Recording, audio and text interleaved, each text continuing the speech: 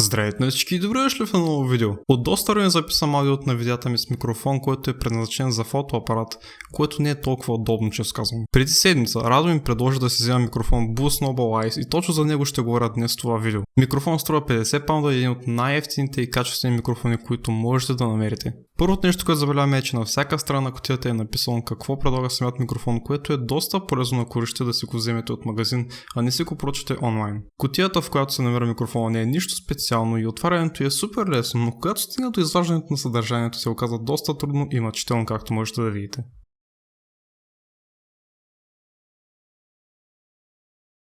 Микрофонът е обезопасен, за да не се удря във всяка една стена на кутията, когато ви го доставя, което ви дава гаранция, че ще пристигне при вас успешно и непокътнат. Другата кутия, която ще намерите над самият микрофон, съдържа стойката за микрофона, кабела и опътването. Това е самият микрофон, който както името му прилича на снежна топка, само че е черна. Диаграмата на микрофона е кардиоид, което означава, че хваща звука, който е само пред него. Трипода, който в кутията е направен от метал и пластмаса, но това не означава, че ще издържи много време. Ако имате микрофон, който идва с трипод, този тип ви препоръчвам да не го използвате, така като когато го сложите пред вас, вибрациите от натискането на клавиатурата ще бъдат прихващани и от микрофона, което придава нежелан страничен звук.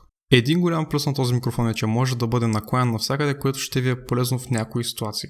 Кабелът, с който ще свържете микрофона с вашият компютър, е направен така, че да не може да се прегъва и да се чупи, което би довело до скъсване на кабела. Цялото това видео е звучено от този микрофон, така че сами може да прецените дали на вас ви харесва или не. Така като това не е най-високият клас микрофон, може да използвате предостатъчно странични програми, с които да подобрите звука на микрофона, което при други не се получава. Благодаря, че гледахте това видео. Ако ви е харесало, не забравяйте да харесате, също да напишете коментар какво мислите за самият микрофон. Надявам се да ви е харесало. Довиждане!